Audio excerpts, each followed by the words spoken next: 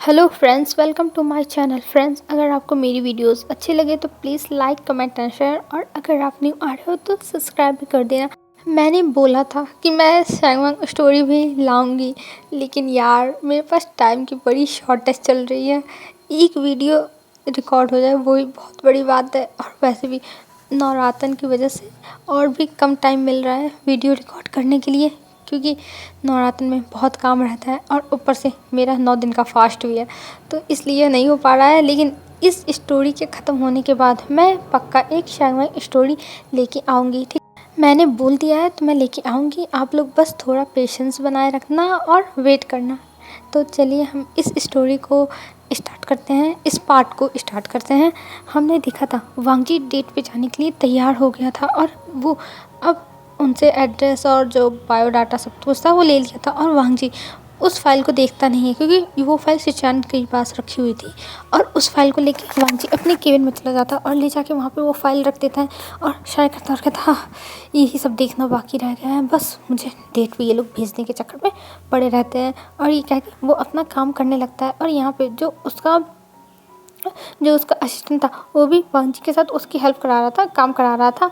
और वांगजी अपना काम ख़त्म करने के बाद अब वहाँ से निकल गया था अपनी डेट के लिए, और कुछ टाइम में वहाँ पर पहुँच भी जाता। और जब वहाँ पर पहुँचता है तब उसके सामने एक लड़की बैठी हुई थी, जिसको देख के वांगजी की तो दिमाग खड़ा हो जाता है, क्योंकि वो लड़की देखने से ही एकदम मेकअप की दुकान लग रही थी। जैसे लग रहा था कि बहुत ज़्यादा मेकअप करके आई, और उसके फेस का जो मेकअप था वो पता चल रहा था, जिसकी वजह से जो उसके फेस का जो स्ट्रक्चर था वो पता ही नहीं चल रहा था। जैसे लग रहा था कि अजीब तरह ही लग रहा था, जो वांगजी अभी बता नहीं सकता है। वांगजी को समझ में नहीं आता वो इस बात को कैसे एक्सप्लेन करे, क्योंकि ये लड़की सच में बहुत ज़्यादा ही मेकअप करके आई है। इसके चेहरे पे पता चल रहा है कितना मोटा मेकअप है। ये देख के वांगजी शाय करता है और जाता है, और जाके चुपचाप बैठ जाता है। तभी वो जब देखती है वांगजी को तो वो एक्साइटेड होकर खड़ी हो जाती है और कहती है, मिस्टर लान, मिस्टर आप आ गए। मैं आपका वेट कर रही थी।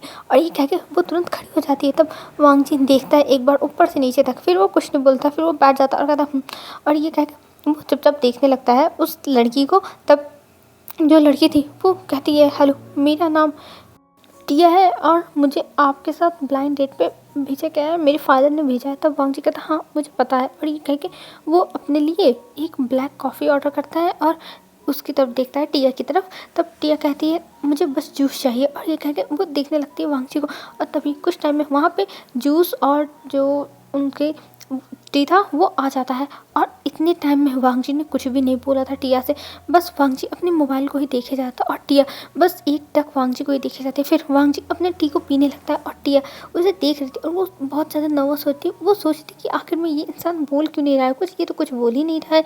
और टिया बैठ के देख रही है, ये टिया सोच रही थी। और फिर कुछ टाइम के बाद वांगजी की जो कॉफ़ी थी वो ख़त्म हो जाती है। फिर वांगजी वहाँ से खड़ा हो जाता है। तब टिया कहती है, मिस्टर लान आप कहाँ जा रहे हैं। तब जो वांगजी था वो कहता है, देखिए हमारी डेट की टाइम जो थी वो ख़त्म हो चुकी है, और वैसे भी मेरी डेट बस एक कॉफ़ी की थी, तो मैं चलता हूँ, मुझे बहुत सारे काम है। तब टिया कहती है, पर मिस्टर लान हमने तो कुछ बात ही नहीं की, और हमारे बीच में डेट कैसे हुआ, हमें फिर से मिलना चाहिए मिस्टर लान, अगर आपके पास टाइम नहीं है। तब वांगजी कहता है, नहीं इसकी कोई ज़रूरत नहीं है मुझे मिलने की, क्योंकि मुझे अपना टाइम वेस्ट करना पसंद नहीं है। और ये कह के वहाँ से वांगजी चला जाता। और इधर जो टिया थी वो तो आग बबूला हो गई थी, क्योंकि उसे गुस्सा आ रहा था। वो टाइम वेस्ट है, उसे तो समझ में आता है ये पहला लड़का है जो उसे भाव नहीं दिया, नहीं तो हर लड़के उसके फिगर पे, उसके फेस पे मरते हैं। और यही सोच रही थी टिया, और कहती है, हाँ मैं इतनी सुंदर हूँ और इसने मुझे भाव नहीं दिया, मैं तो इसे छोड़ूंगी नहीं। और ये कह के वो चली गई थी वहाँ से। और फिर इधर हमें वांगजी को दिखाते हैं। वांगजी अब घर पे पहुँचता है, और जब घर पे पहुँचता है तब वो देखता है मिसेस लान बैठी हुई थी, और मिसेस लान दौड़ के जाती हैं वांगजी के पास, और वांगजी से कहती हैं, बेटा क्या हुआ, तुमको पसंद आई वो डेट तुम्हारी, वो बहुत अच्छी लड़की है, मैंने उसके बारे में पता किया है, सुना है वो बहुत अच्छी है, तुम्हें पसंद आई। तब वांगजी कहता है, आंटी आप क्यों ये सब करती रहती हो, मुझे वो लड़की बिल्कुल भी पसंद नहीं आई आंटी, वो एकदम मेकअप की दुकान थी, जैसा लग रहा था सब सारा मेकअप अपने ऊपर लाद के चली आई है। तब जो मिसेस लान थी वो कहती है, तुम्हारे कहने का मतलब क्या है वांगजी। तब वांगजी कहता है, आंटी सच में वो लड़की इतनी ख़राब थी, इतनी बेकार थी, मैं क्या करता, वो उसका फेस आपने देखा है वो कितना मेकअप लगाती है। तब जो मिसेस लान थी वो कहती है, हाँ बेटा मुझे पता है वो ज़्यादा मेकअप लगाती, पर वो सुंदर भी तो लगती है। तब जो वांगजी था वो कहता है, आंटी मैं पहले ही बता दे रहा हूँ, अगर आप मेरे लिए कोई भी ओमेगा पसंद करना चाहती हैं तो प्लीज़ आप नेचुरल ब्यूटी पसंद करिएगा, ना कि ऐसी ब्यूटी। मुझे ये ब्यूटी हॉरर ब्यूटी मुझे नहीं चाहिए। और ये कह के वांगजी वहाँ से चला जाता है और इधर जो शीशांत है वो हंसने लगते हैं और कहता है क्या बात है वांगजी, क्या तुमने बोला, मुझे तो बहुत पसंद आया वांगजी, वाह वांगजी वाह। और ये कह के वो हंसता है और इधर जो मिसेस लान थी वो अपना मुँह बनाती और कहती है, तुम चुप हो जाओ, नहीं तो मैं तुम्हें छोड़ूंगी नहीं। तब जो शीशांत है वो कहते हैं, पर मॉम उसने सही कहा, आप ऐसे लड़की क्यों पसंद करती हो, और मेरी मियाओं को देखो वो बिना मेकअप के कितना अच्छा लगता है, कितना ब्यूटीफुल है। तब मिसेस लाल कहती है, हाँ तुमको तो मिल गया, लेकिन इसको तो पता नहीं कौन मिलेगा, ये इतना रूड फेस बना के रखता है और इसके पीछे इतनी सुंदर सुंदर लड़कियाँ पड़ी रहती है, लेकिन ये तो किसी को देखते नहीं। मैं कहाँ से लड़की लेके आऊँ, कहाँ से एक ओमेगा अच्छा सा लेके आऊँ। मैंने इसके लिए अभी तक 60 ओमेगा देख चुके हैं, जिसको ये रिजेक्ट कर चुका है एक नज़र में ही। मुझे तो समझ में नहीं आता कि इसके लिए भगवान ने किसको बनाया होगा। सच में जिसको भी बनाया होगा बड़े फुर्सत से ही बनाना पड़ा होगा। तब जो लान से जानते हैं वो कहते हैं, मॉम जब इसका ओमेगा फुर्सत से बनाया होगा भगवान ने, तो आप भी फुर्सत से ढूंढो ना, ऐसे जल्दबाजी मत करो। क्योंकि वांगजी को अगर आप ऐसे जल्दबाजी करोगे तो वांगजी को बिल्कुल भी अच्छा नहीं लगेगा और ये अच्छी बात नहीं रहेगी। तो इसलिए जब आप जानती हो कि इसका ओमेगा फुर्सत से बना है तो फुर्सत से ढूंढो। और ये कह के वो स्माइल करते हुए चले जाते हैं। तब जो मिसेस लान थी वो बैठ जाती है और कहते हैं, हाँ मैं क्या करूँ, मुझे तो इसकी टेंशन लगी रहती है। मैं तो बस ये सोचती हूँ, जो मैंने सिस्टर को प्रॉमिस किया था कि मैं उनके बच्चे का ध्यान बहुत अच्छे से रखूँगी, उसको किसी चीज़ के लिए कुछ भी नहीं होगा, उसे कभी अकेला फील नहीं होगा। मुझे तो लगता है कि ये हमेशा अकेला ही रहने वाला है, क्योंकि इसे कोई ओमेगा नहीं पसंद आ रहा है। ओ गॉड, इसे कोई ओमेगा तो पसंद आ जाए, मैं खुश हो जाऊँगी, मैं धन्य हो जाऊँगी। और ये कह के वो भी अपने रूम में चली जाती है। और हमें इधर दिखाया जाता है विंग की तरफ का सीन। विंग का आज का दिन वैसे ही जा रहा था जैसे रोज़ जाता है, और विंग चुपचाप अपना काम कर रहा था। और काम करते हुए वो ग्रैनी से कुछ कुछ बातें कर रहा था और कह रहा था, ग्रैनी आप गई हो ना शहर में कैसे लोग रहते हैं। तब जो ग्रैनी थी वो बता रही थी कि शहर में बड़े बड़े बिल्डिंग्स होते हैं, उन बिल्डिंग्स के अंदर लोग रहते हैं और उसमें छोटे छोटे घर होते हैं जिसमें हर चीज़ होती है। हमारी तरह ऐसे गांव का नहीं जो इतना बड़ा घर हो फिर इधर से उधर दौड़ना पड़े, ऐसा कुछ नहीं, सब कुछ पास में ही रहता है। ये सब बता रही थी ग्रैनी। और विंग बड़े ही एक्साइटेड होके ये सारी बातें सुन रहा था, उसे अच्छा लग रहा था। तभी इधर जो यानी थी वो विंग को बुलाती है। तब विंग उसकी आवाज़ सुनता है और वो तुरंत जाता है दौड़ते हुए और कहता है, शीजी आपने मुझे बुलाया। तब यानी कहती है, हाँ मैंने बुलाया, मुझे एक गिलास जूस चाहिए, जाओ मेरे लिए जूस लेकर आओ। तब विंग कहता है ठीक है, और वो तुरंत जाता है किचन में और वहाँ से जूस निकालने लगता है। तब ग्रैनी कहती है, क्या वो विंग तुम किसके लिए जूस लेके जा रहे हो। तब विंग कहता है, वो यानी शीशे आएंगे ना तो उनके लिए मैं जूस लेके जा रहा हूँ। तब जो ग्रैनी थी वो कहती है ठीक है ले जाओ, और ये कह के वो अपना काम करने लगती हैं। और इधर विंग जब वो जूस लेके जाता है और यानली के सामने रख देता है, और यानली जब उस जूस को अपने माउथ के अंदर लेती है तब उसे पता नहीं क्या होता है, लेकिन वो उठा के फेंक देती है। और ये देख के विंग डर जाता है और तब यानी चिल्लाने लगती है, क्या तुम्हें तमीज़ नहीं है, तुम एकदम बैल के बैल ही रह जाओगे, तुम्हें समझ में नहीं आता कि कैसे किसी को देना चाहिए जूस, तुम्हें तमीज़ नहीं है, मतलब ऐसे चिल्लाने लगती है। तभी वहाँ पे मैडम यू आती है और मैडम यू आते हुए कहती हैं, क्या हुआ बेटा, तुम ऐसे क्यों बिहेव कर रही हो, क्या हुआ है, इसने फिर से कुछ कर दिया क्या। तब यानी कहती है, मॉम इसे जूस देने की तमीज़ नहीं, इसने मुझे जूस ला के दी और उसमें आइस डाली ही नहीं, मुझे ला के ऐसे ही खाली जूस पकड़ा दिए। क्या गर्मी में कोई ऐसे ही जूस पीता है, आइस नहीं डालती है, तुम पागल हो क्या। तब विंग कहता है, अगर आपको आइस चाहिए थी आपको बता देना चाहिए था, ये गिलास नहीं तोड़ना चाहिए था, मैं ला के डाल देता। तब यानी कहती है, देखो मॉम, ये मेरे साथ ये जवान लड़ा रहा है, इसे तमीज़ नहीं बोलने की, ये मेरे साथ बहस कर रहा है, मुझे ये बिल्कुल पसंद नहीं आया मॉम, बिल्कुल भी पसंद नहीं आया। और ऐसे कह के जो यानी थी वो चिल्लाने लगती है। तब मैडम यू कहती हैं, तुम्हारी इतनी हिम्मत, तुम मेरी बेटी के साथ ऐसा करोगे। और ये कह के वो विंग के बालों को पकड़ लेती है और विंग के बाल खींचते हुए लेके जाने लगती है। और यानी ये खड़ी होकर देख रही थी और वो एक स्मॉक कर रही थी। और इधर जो ग्रैनी थी वो इतना सारा शोर सुनती है, तब वो बाहर आती है और वो देखती है कि मैडम जो यू है वो कैसे विंग को पकड़ के लेके जा रही हैं। और ये देख के वो तुरंत भागती है और तुरंत विंग को रोकने की कोशिश करने पर मैडम एक ही बार ग्रैनी को अपनी आंखें दिखाती हैं। और उन आंखों से ऐसा लग रहा था कि मतलब वार्निंग दे रही हूँ, अगर तुमने बीच में आने की कोशिश की तो मुझसे बुरा कोई नहीं होगा, मतलब ऐसी फीलिंग आ रहे थे ग्रैनी को, और ग्रैनी की आंखों में आंसू थे क्योंकि वो बहुत ही बेदर्दी तरीके से विंग के बालों को खींचते हुए लेके जा रही थी। और ग्रैनी इधर कह रही थी कि मैडम ऐसा मत करिए, मैडम ऐसा मत करिए, पर जो मैडम जो थी वो कोई भी बात नहीं सुनती और वो विंग को खींचती हुए हॉल में लेके जाती और हॉल में पटक देती हैं और कहती है तुम ओमेगा, तुम्हें तो मैं छोड़ूंगी नहीं, तुम मेरे बेटे के ओमेगा बन के आए थे ना, मैं तुम्हें छोड़ूंगी नहीं। और ये कह के वो अपना चाबुक निकालती हैं और उस चाबुक से विंग को मारने लगती हैं और विंग चिल्लाने लगता है कि मुझे माफ़ कर दीजिए, मुझे छोड़ दीजिए, मैंने जानबूझ के नहीं किया है, मैं माफ़ी मांगता हूँ, मुझे जाने दीजिए, प्लीज़ मुझे माफ़ कर दीजिए, मदर मुझे माफ़ कर दो, मैं ऐसा नहीं करूँगा, मदर मुझे माफ़ कर दो, मदर मुझे माफ़ कर दो, मैं ऐसा नहीं करूँगा। और विंग ऐसे कहते हुए बहुत ज़्यादा ही रोने लगता है। विंग की बहुत बुरी हालत अब मैडम यू ने कर दी थी, एकदम बद से बदतर हो गया था। विंग के जो बैग था अब उस पर और भी ज़्यादा चोट थे, जो देख के ग्रैनी की भी आंखों में आंसू आ गए थे और वो भी रोने लगी थी। विंग की ऐसी हालत देख के वो कह रही थी मैडम उसे माफ़ कर दीजिए, वो बच्चा है, उसने जानबूझ के कुछ नहीं किया, मैडम माफ़ कर दीजिए। पर मैडम यू किसी की बात सुनेंगे, किसी की भी नहीं। वो विंग को मारती रहती हैं जब तक उन्हें संतुष्टि नहीं मिलती, और वो बहुत टाइम तक मारती हैं विंग को। और फिर उसके बाद जब विंग बेहोश हो जाता है तब मैडम यू वहीं पे चाबुक को फेंक के यानली के पास आती है और कहती हैं बेटा चलो, हमारा टाइम इतना वेस्ट हो गया इसके पीछे, ये नालायक, ये हमेशा ही ऐसे करता है। और ये कह के वो यानली को लेके चली जाती हैं। और इधर जो ग्रैनी थी वो जल्दी से विंग के पास आती है और देखती है विंग को फिर से चोट लगी और विंग तो इस बार बेहोश है। ये देख के ग्रैनी बहुत परेशान हो जाती है और ग्रैनी तुरंत विंग को उठाने लगती है, पर विंग उठ ही नहीं रहा था, वो बेहोश था। और फिर ग्रैनी जो उनके साथ और 2 सर्वेंट काम करती थी उनको बुलाती हैं और उनसे पकड़वा के जो विंग था उसे उसके रूम में लेके जाती और वहाँ ले जाके सुला देती और विंग के पास बैठी हुई थी और विंग को जगाने की कोशिश कर रही थी। वो विंग को जगा रही थी पर विंग उठ ही नहीं रहा था।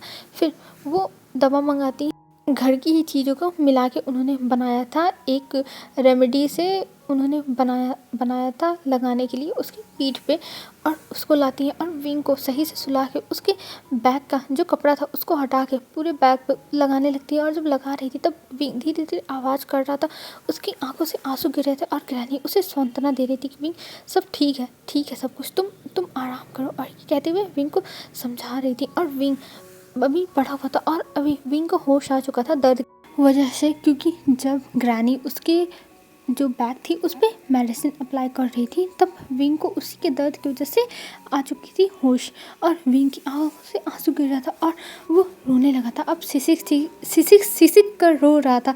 तब ग्रैनी कहती है बेटा चुप हो जाओ, तुम क्यों ऐसे रो रहे हो, मुझे ये बिल्कुल अच्छा नहीं लग रहा है, तुम ऐसे रो रहे हो विंग, बेटा मत रो। तब विंग कहता है ग्रैनी मैं क्या करूँ ग्रैनी, मैं अपने किस्मत को दोष दूँ या फिर खुद को या फिर अपने माता पिता को, जिनको मेरी कोई खबर नहीं है, मुझे नहीं पता कि वो लोग कहाँ हैं, कैसे हैं, क्या कर रहे हैं।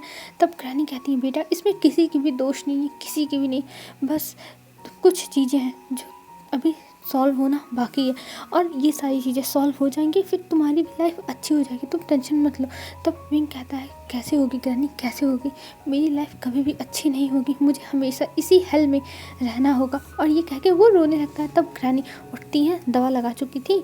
तब ग्रैनी विंग को चुप कराती और कहती है बेटा तुम शांत हो जाओ, तुम्हें ऐसे रोने की ज़रूरत नहीं है, मैं तुम्हारे साथ हूँ, तुम टेंशन मत लो, मैं हमेशा तुम्हारे साथ रहूँगी, तुम्हें कोई भी प्रॉब्लम नहीं होगी, हर प्रॉब्लम में मैं तुम्हारे साथ खड़ी रहूँगी, मैं तुम्हें कहीं नहीं छोड़ के जाऊँगी, ये मत सोचना कि तुम्हारे पास कोई नहीं है, मैं हूँ तुम्हारे पास। और ये कह के ग्रैनी वहाँ से चली जाती है विंग के फोरहेड पे किस करके। और यहाँ पे अब विंग सोचने लगता है कि उसके साथ क्या हो रहा है, वो बचपन से कैसा कितना अच्छा था, उसकी लाइफ कितनी अच्छी थी। हमें अब फ्लैशबैक दिखाया जाता है विंग का। विंग जब छोटा था तब वो कितना ज़्यादा अच्छे से रहता था अपनी मॉम डैड के साथ। उसके मॉम डैड उसको लेके एक गांव में रहते थे, एक गांव के किनारे वहाँ पे रहते थे, क्योंकि विंग के मॉम डैड को ज़्यादा लोगों से मिलना जुलना पसंद नहीं था, तो इसलिए वो गांव में के एक छोर पर रहते थे जहाँ पे कोई ज़्यादा आता जाता नहीं था। और विंग वहाँ पे बहुत अच्छे से रहता था। फिर विंग धीरे धीरे बड़ा हुआ और जब विंग की शादी की उम्र हुई तब विंग की शादी करा दी गई और विंग की शादी 16 साल में ही हो गई थी।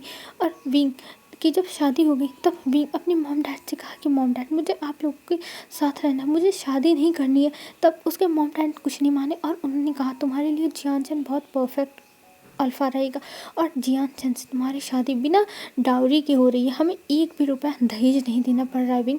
तो ये शादी हमारे लिए बहुत ज़्यादा अच्छी है और हमारी इतनी हैसियत नहीं है कि हम तुम्हें दे सके कुछ भी, तो तुम ये शादी कर लो। तब विंग कहता नहीं मॉम मैं नहीं करूँगा, मॉम मुझे ये शादी नहीं करनी है। तब जो मैडम होती है वो कहती हैं कि देखिए आपको ये शादी तो करवानी पड़ेगी, क्योंकि जितना भी आप लोगों ने हमसे कर्ज लिया हुआ है, जितना भी उधार लिया है, वो उधार आप लोग चुकता नहीं कर सकते।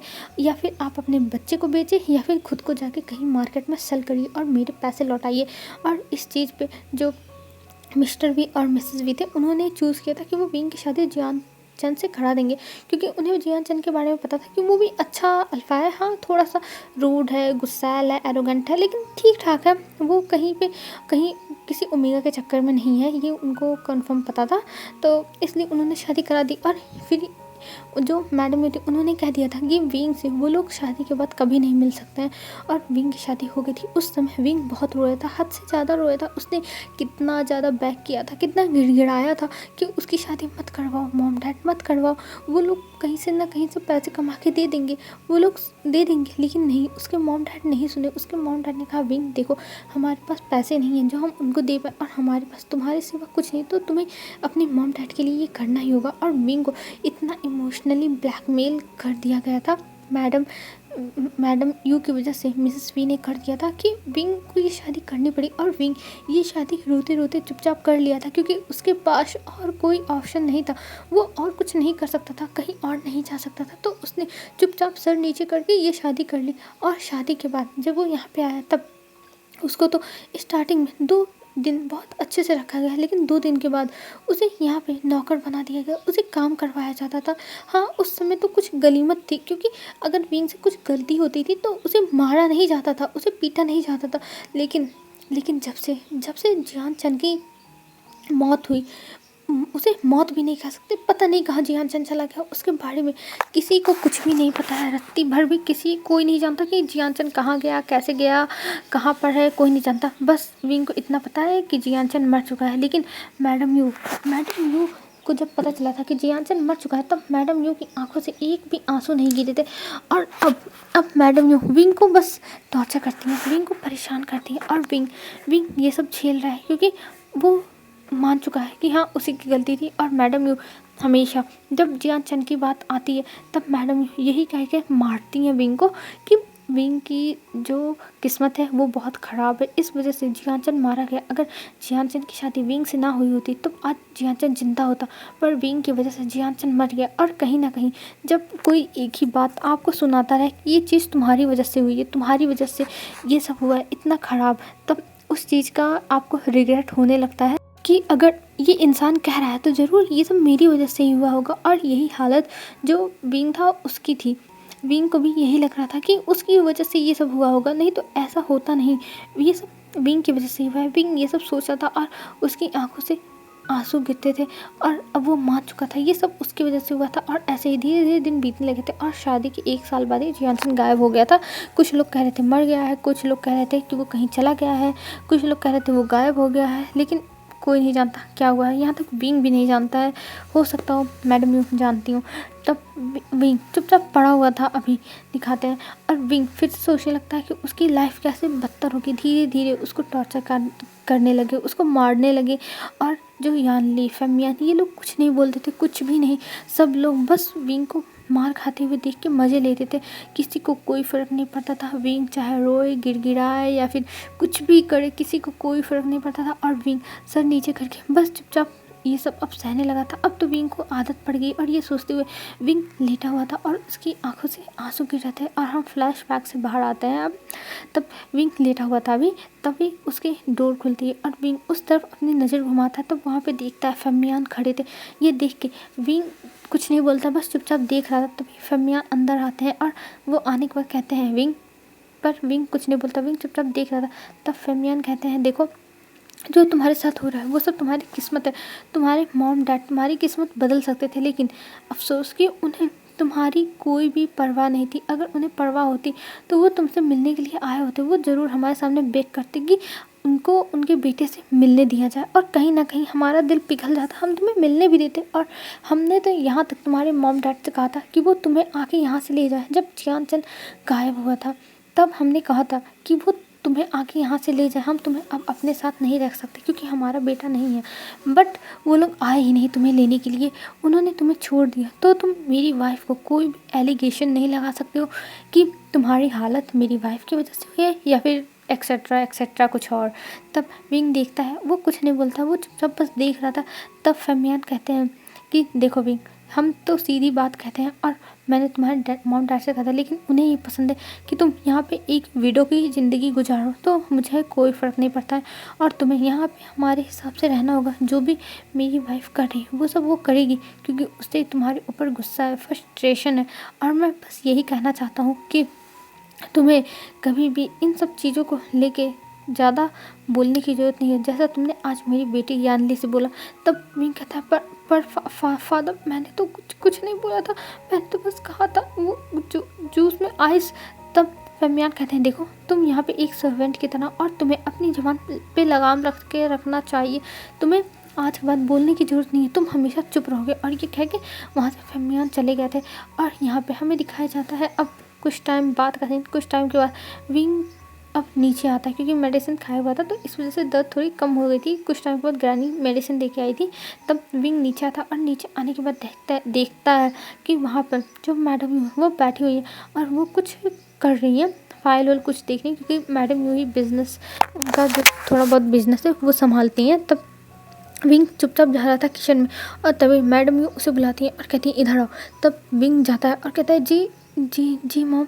तब मैडम यूँ कहती है जाओ मेरे लिए कॉफ़ी ले आओ, और ये कह के वो अपना काम करने लगते हैं। तब विंग सर नीचे करके चला जाता है कॉफ़ी लाने के लिए, और जब वो कॉफ़ी बना रहा था तब ग्रैनी कहती है हटो विंग, मैं बना देती हूँ, तुम्हें बनाने की कोई ज़रूरत नहीं है।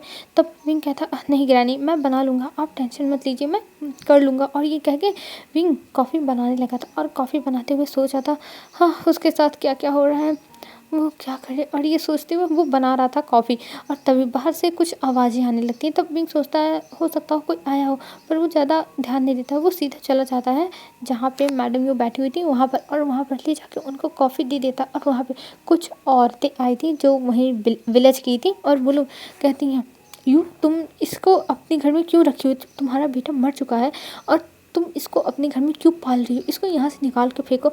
तब मैडम ये शायद कहती है मैं कहाँ फेंक दूँ, इसके माँ बाप को मैंने कहा था कि आपके अपने बच्चे को ले जा, लेकिन उन्हें तो कोई फ़र्क ही नहीं पड़ता, वो लोग आए ही नहीं, यहाँ दिखाई ही नहीं दिए, तो मैं कहाँ पे ले जाके इसे फेंक दूँ, कहाँ पे। मुझे तो समझ में नहीं आता कि मैं क्या करूँ, मैं सच में पागल हो जाऊँगी इस इंसान के पीछे, सच में मैं बता रही हूँ। और ये कह के वो बुराई करने लगती विंग को, और ये सब सुन के विंग को बहुत कष्ट हो रहा था, और विंग चला गया था अंदर।